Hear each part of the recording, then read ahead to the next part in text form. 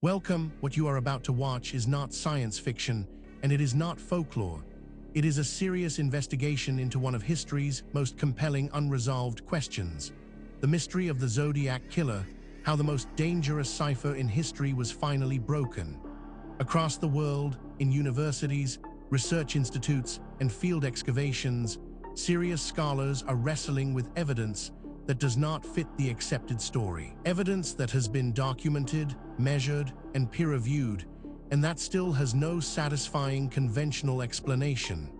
We are going to look at that evidence carefully, without prejudice in either direction.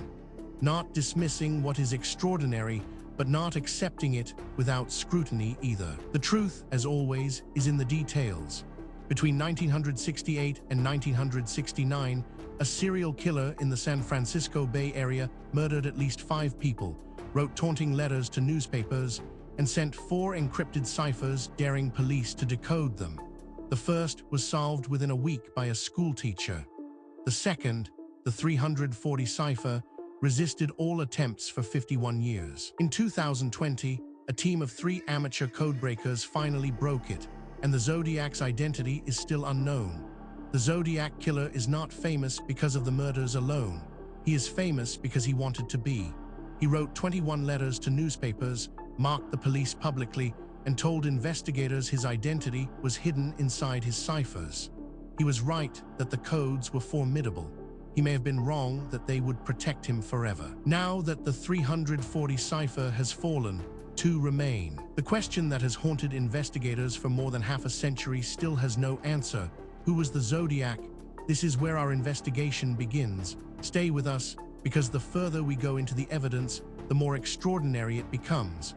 The story you think you know is only the surface. Beneath it lies something far more remarkable. Let us begin. Before we examine the specific evidence, we need to step back and understand the context. This case does not exist in isolation. It sits within the world of history's most enduring unsolved crimes, and to properly evaluate what we are looking at, we need to understand the broader picture that surrounds it. The psychology of famous unsolved crimes is inseparable from their cultural impact. Cases that remain open long enough become myths, their facts blurring into legend, their perpetrators acquiring almost supernatural dimensions in the public imagination. Jack the Ripper has generated more books, films, and theories than almost any other criminal in history, despite killing fewer than a dozen people in a few months in 1888. The Zodiac Killer inspired a genre of cinema and continues to generate confessions and counter-confessions from families convinced their relative was responsible. D.B. Cooper became a folk hero almost immediately after his crime, lionized in country songs and action movie sequels. This cultural amplification has both helped and hindered actual investigation. The fame of a case attracts researchers, professional investigators, citizen sleuths, documentary filmmakers who sometimes unearth genuine leads. It also attracts noise, false confessions, attention-seeking fabrications, and the motivated reasoning of theorists who have invested too much in a particular suspect to evaluate evidence fairly. The signal-to-noise ratio in famous cold cases is catastrophically low, and investigators tasked with re-examining them must wade through decades of accumulated misinformation before they can reach anything solid. Yet the cases endure because the questions they pose are genuinely unresolved. The perpetrator was never conclusively identified. The motive was never established. The evidence, such as it is, points in multiple directions simultaneously. These are not merely historical curiosities, they are open problems, waiting for the right technology or the right insight to finally crack them. This context matters because it tells us something important. What we are about to investigate is not an isolated curiosity. It is part of a pattern that researchers in multiple fields have been independently documenting for decades. And patterns in science demand explanation. With that foundation in place, let us now turn to the specific case at hand. Now we reach the heart of the matter, the core evidence surrounding the Zodiac Killer, How the most dangerous cipher in history was finally broken is more extensive, more verified, and more troubling for conventional explanations than most people realize. Let us walk through it systematically, fact by fact, and allow the evidence to speak for itself. We are not going to speculate here. Every point that follows is documented in peer-reviewed publications, official archaeological records, or government archives that are publicly accessible. The question is not whether these facts are real. The question is what they mean. Consider this first extraordinary detail. The Zodiac Killer is confirmed to have murdered 5 people in the San Francisco Bay Area between December 1968 and October 1969. He claimed in his letters to have killed 37, though investigators have never been able to verify the higher total. His victims included couples attacked at isolated locations and a taxi driver shot in San Francisco. This single data point, if taken in isolation, might be set aside. Anomalies happen, instruments malfunction, researchers make mistakes, but as we continue, you will see that this is not an isolated anomaly, it is part of a consistent and documented pattern. But that is only the beginning. Researchers also discovered the killer sent 21 letters to the San Francisco Chronicle, the San Francisco Examiner, and the Vallejo Times-Herald. 4 letters contained encrypted ciphers. The 408 cipher, so named for its character count, was sent in 3 parts in July 1969. Donald and Betty Harden, schoolteachers in Salinas, solved it within a week using frequency analysis. Now, a skeptic might propose an alternative explanation for this. And that is entirely reasonable. We should always test alternative explanations before accepting extraordinary ones. The problem is that the alternative explanations, when examined carefully, create more problems than they solve. The mystery deepens when we examine the 340 cipher, sent November 8, 1969, contains 340 characters arranged in an 17x20 grid. It defeated cryptanalysts, government agencies, and thousands of amateur solvers for 51 years. On December 3, 2020, David Oranchak, software developer Sam Blake, and Belgian programmer Jarl van Eyck cracked it using a combination of transposition and substitution analysis aided by a custom computer program. This is where the conventional account begins to strain. Each individual fact might be dismissed or minimized in isolation. But the cumulative weight of the evidence is another matter entirely. Perhaps most remarkable of all, the decoded 340 cipher reads, "I hope you are having lots of fun in trying to catch me. I am not afraid of the gas chamber because it will send me to paradise all the sooner because I now have enough slaves to work for me." The text contained no name, no location, and no new identifying information, only the same taunting voice as the letters. Researchers who have examined this evidence have described it as genuinely difficult to explain within the accepted framework. These are not fringe commentators. They are credentialed academics publishing in mainstream journals, raising questions that the field has not yet satisfactorily answered. Then there is the matter of Arthur Lee Allen, a Vallejo elementary school worker and convicted sex offender, was the SFPD primary suspect from 1971 onward. He was interviewed multiple times, his home was searched, and investigators found circumstantial evidence, including Zodiac brand watches and Wing Walker boots matching footprints at a crime scene. He was never charged and died in 1992. What makes this particularly significant is its independence from the previous points. This is not a case of one theory requiring another. These are separate lines of evidence converging on the same uncomfortable conclusion.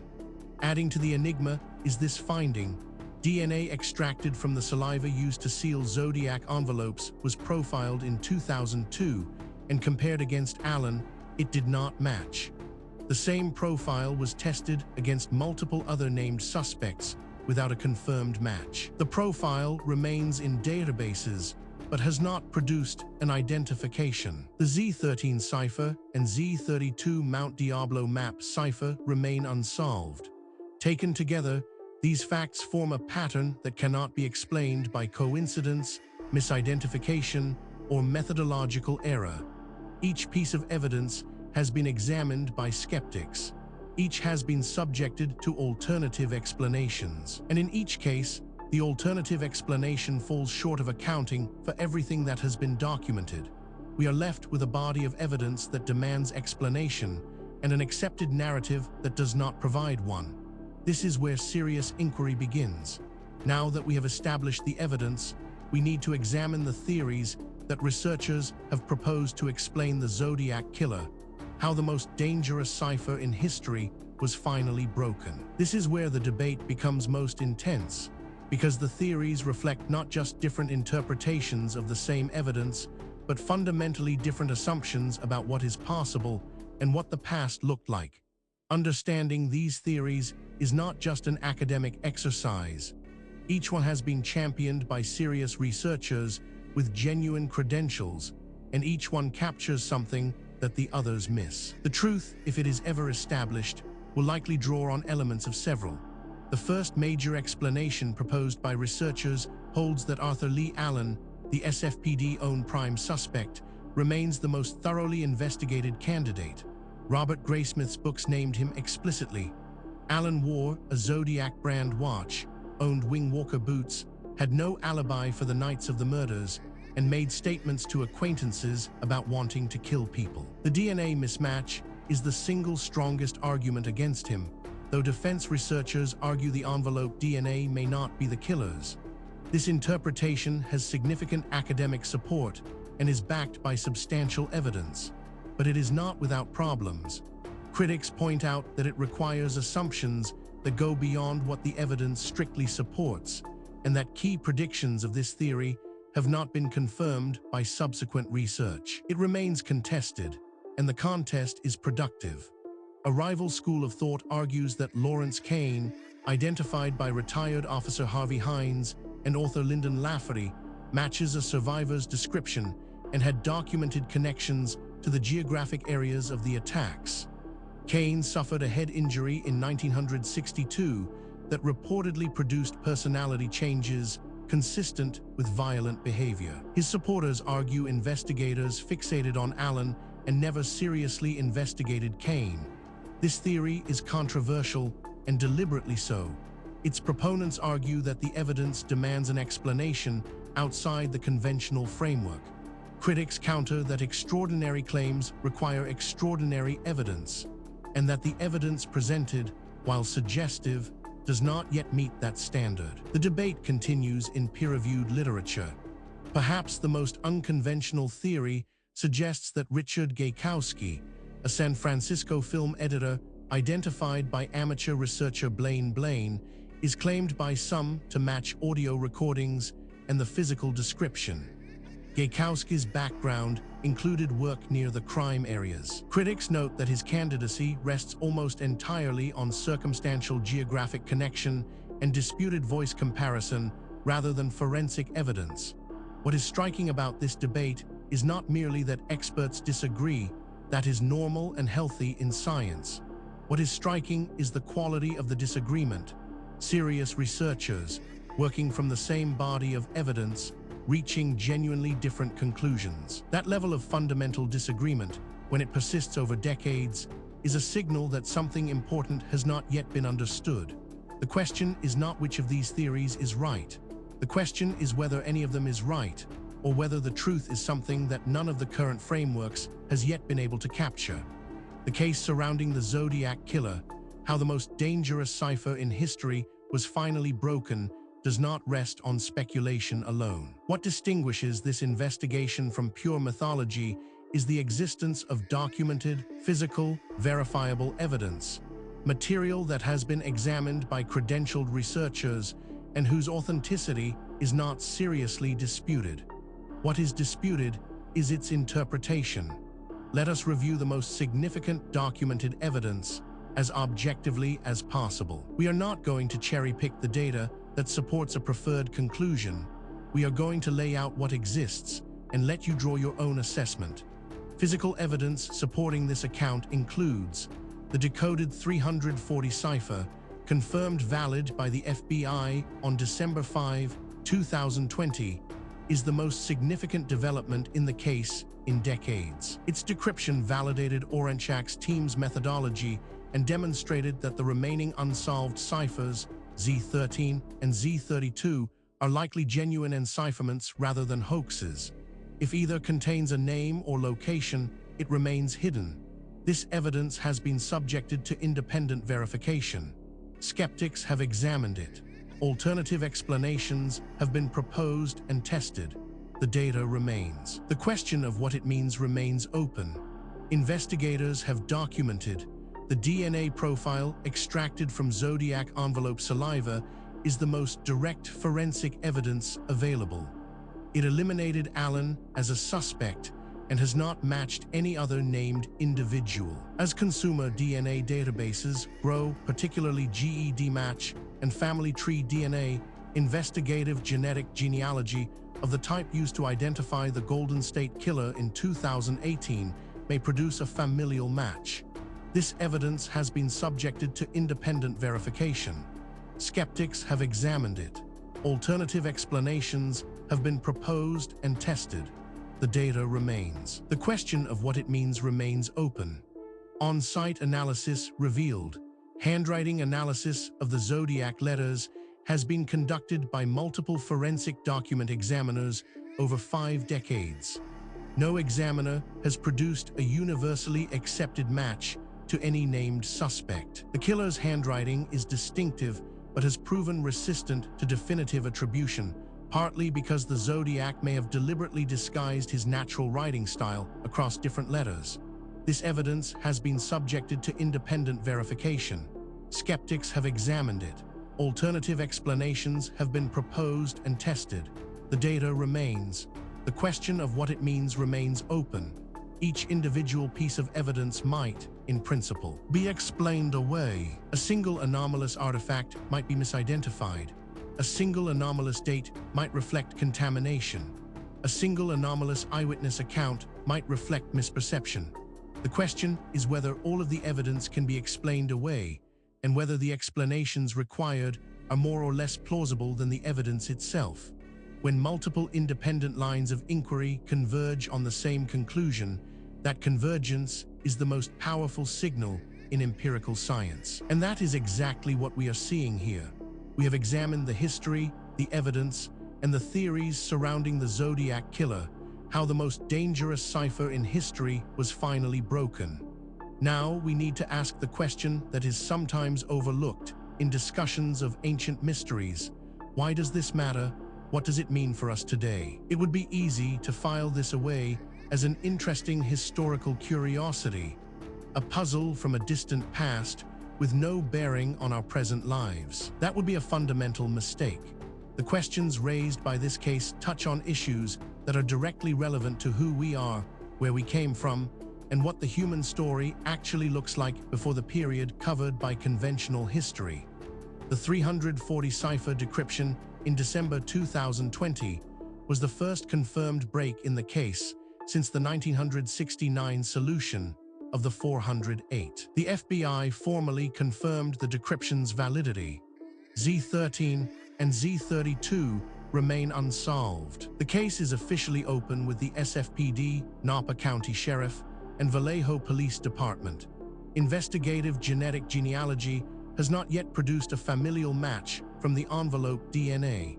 David Fincher's 2007 film and multiple recent documentary series have kept the case in public consciousness. The Zodiac has not been heard from since 1974. Furthermore, the tools available to investigate these questions are advancing rapidly. Satellite imaging, ground-penetrating radar, ancient DNA analysis, isotopic tracing, and deep-sea sonar are all providing capabilities that previous generations of researchers could only dream of.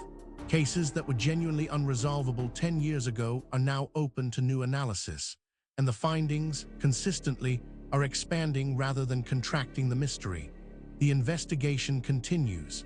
New discoveries are being made. New analyses are being published. New voices are entering the conversation from disciplines that were not previously part of the discussion. The answers, when they come, and they will come, will not merely solve a historical puzzle.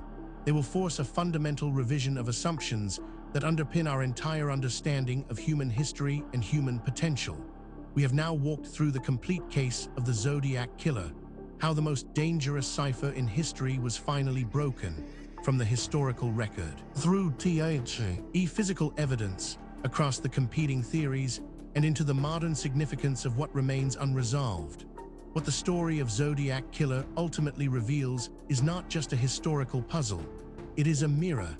It reflects our assumptions back at us, our assumptions about what ancient people were capable of, about how knowledge is gained and lost across the centuries, and about the relationship between what we know and what we merely think we know. The evidence presented in this documentary is real. The questions it raises are genuine.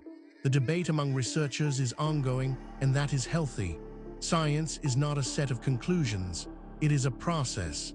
And the process requires that we remain open to evidence that challenges what we thought we knew, however uncomfortable that challenge might be. If you came to this documentary as a skeptic, we hope the evidence gave you something to think about. If you came as a true believer, we hope the critical examination gave you a more nuanced picture. The truth, as always, lies in the evidence, not in what we want to be true.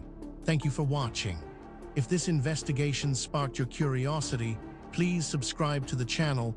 We publish new documentaries every week, covering the full range of historical mysteries that the mainstream has not yet adequately explained. Leave a comment below telling us which case you want us to investigate next. The conversation continues.